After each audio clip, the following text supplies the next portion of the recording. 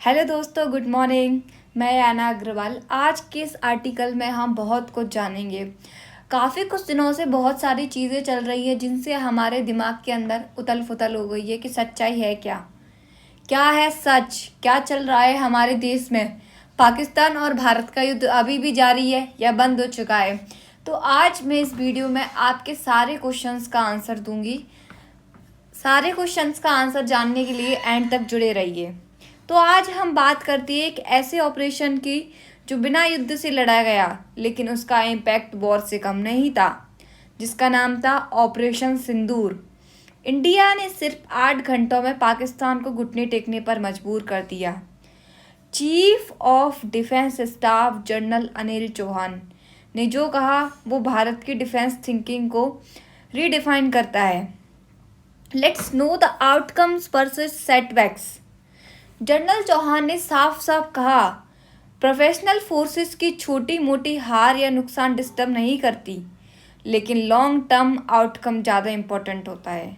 मतलब ये है कि अगर कोई टेक्टिकल नुकसान भी हुआ हो तो उससे ज़्यादा ज़रूरी है मिशन का फाइनल रिजल्ट, और वो इंडिया के पक्ष में है।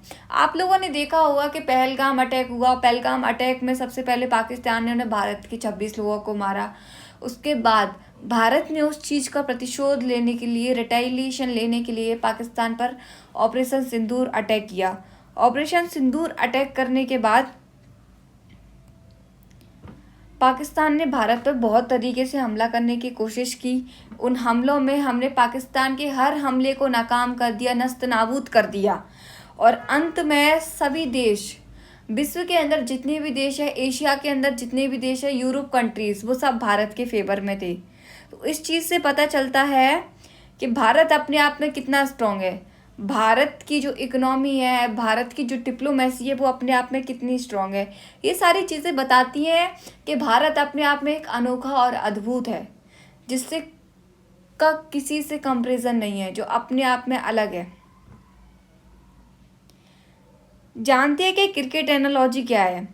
उन्होंने एग्जाम्पल देकर कहा, अगर क्रिकेट मैच इनिंग से हार जाए तो कोई विकेट्स या ओवर्स की गिनती नहीं करता, वैसे ही बैटल फील्ड में अगर फाइनल विक्ट्री मिलती है तो लॉसेस गिनने का कोई मतलब नहीं। कितना बढ़िया एग्जाम्पल देकर उन्होंने ये सारी चीज़ें समझाई है। थोड़ा सा मैं आपको ऑपरेशन सिंदूर के बारे में फिर से एक्सप्लेन करती हूँ स्लाइड के अंदर कि ऑपरेशन सिंदूर था क्या। ये था इंडिया का पहला नॉन कॉन्टैक्ट और कन्वर्जेंट वॉरफेयर। इसका मतलब था no face to face fighting. इस चीज़ में क्या क्या इस्तेमाल हुआ था, जो ऑपरेशन सिंदूर था उसमें क्या क्या इस्तेमाल हुआ था? साइबर वॉरफेयर, स्पेस टैक, इलेक्ट्रोमैग्नेटिक वेपन्स और एयर लैंड टैक्टिक्स। ये सारी चीज़ें मिलकर बनी एक ऐसी स्ट्राइक जो दुश्मन को दिखी भी नहीं और तबाह भी कर गई। दुश्मन हमेशा ये सोचता है कि मैं स्ट्रांग हूँ, लेकिन उसको ये नहीं पता कि this is India. And India एक बहुत फेमस स्टेटमेंट है जो मुझे पसंद है, और मैं स्पेशली अपने हर आर्टिकल में यूज़ करती हूँ, जो मैं अपने कंट्री के वॉर से रिलेटेड या मिलिट्री से रिलेटेड ये चीज़ बोलती हूँ। हमारे प्राइम मिनिस्टर बोलते हैं कि हम पहले तो किसी को छेड़ते नहीं हैं, लेकिन कोई हमें छेड़ता है तो हम उसको छोड़ते भी नहीं हैं। तो Pakistan done the same and we also retaliate, क्योंकि ये इंडिया वो इंडिया है जो ना तो किसी की आंख में झुका कर देखता है, ना किसी की आंख उठा कर देखता है। ये सिर्फ आंख में आंख बातें कर कर देखता है। तो दिस इज़ व्हाट इंडिया, जो अपने आप में यूनिक है।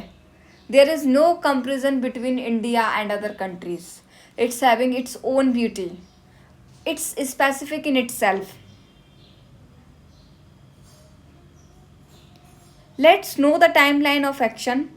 7 मई में इंडिया ने पाकिस्तान को वार्निंग दी, अगर तुमने अग्रेसन दिखाया तो हम जोर से दबाव देंगे।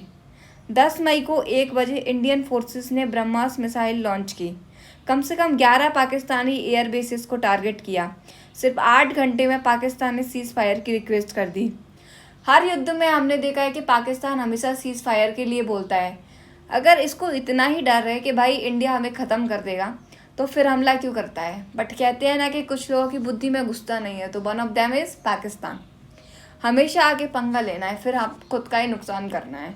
जो ऑपरेशन सिंदूर हमारा मिशन हुआ था, ऑपरेशन सिंदूर के बाद पाकिस्तान में कितनी सारी चीज़ें हुई। उस सब का आउटकम्स पाकिस्तान भुगत चुका है, फिर भी अभी मान नहीं रहा। कहते हैं ना कि भाई कुछ लोग होते हैं उन पे कितनी भी बीत जाए नहीं मानते। एंड एक फेमस कोटेशन भी है कि भाई कुत्ते की जो पूंछ है अगर 10 साल के लिए उसको एक घूरे में गाड़ देंगे तो भी टेढ़ी की टेढ़ी निकलेगी, ऐसे कुछ करके कहते हैं। तो that is Pakistan. What is that? That is Pakistan. हमारे जो चीफ ऑफ डिफेंस स्टाफ है उन्होंने पाकिस्तान को क्या मैसेज दिया? इस पूरे ऑपरेशन का मकसद था कि टेररिज्म और न्यूक्लियर ब्लैकमेल को ख़त्म करना। इंडिया ने साफ दिखा दिया कि now we won't tolerate blackmail और फियर पॉलिटिक्स। अब डिप्लोमेसी और डिफेंस दोनों में India is in full control. यानी कि पाकिस्तान सोच रहा है हम पर अटैक करके कि वो हमें ब्लैकमेल कर सकता है, जो चाहे वो कर सकता है, but he doesn't know this is India. Diplomacy के थ्रू भी और डिफेंस के थ्रू भी बोथ हैव फुल पावर। अगर पाकिस्तान हम पर डिप्लोमेसी की जरिए दबाव बनाता है तो नहीं बना सकता, क्योंकि पूरे विश्व को पता है कि भारत की डिप्लोमेसी क्या है। भारत जिस तरीके से डिप्लोमेटिक स्ट्रेटजी फॉलो करता है, हार्डली यानी कंट्री फॉलो करता है। तो कोई भी जो कंट्री है वो इंडिया से टक्कर लेने से पहले 100 बार सोचेगा। और डिफेंस के अंदर हर को पता है कि भाई हमारे देश के जवान कैसे हैं। We can do anything to save our country. जो फाइनल वर्ड्स थे हमारे डिफेंस स्टाफ जनरल चौहान के वो हैं, रिटेलिएशन नहीं टॉलरेंस की लिमिट तय करना था। इंडिया ने दिखाया कि हम ना डरते हैं ना दबते हैं और ना ही पीछे हटते हैं। हम उनमें से नहीं हैं जो भाग जाते हैं, हम उनमें से हैं जो डट कर सामना करते हैं, फिर चाहे हार हो या जीत।